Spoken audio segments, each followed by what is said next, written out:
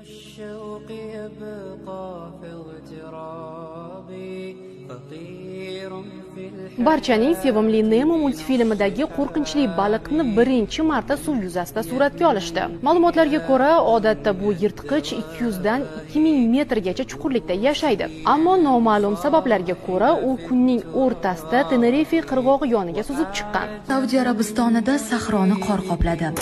Saudiya Arabistoni shimolidagi Al-Jafr hududida qor va do'l yog'di.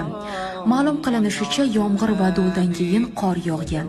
Meteorologlar qorni Arab dengizidagi past bosimli hududlarning kengayishi va ularning Ummon tomon siljishi bilan izohlamoqda. Pikaning NASA kompaniyasi olimlari Quyoshdan kelayotgan qandaydir tovushni sezishdi va uni 40 kun davomida eshitib, bu ovozlarni yozib olishdi.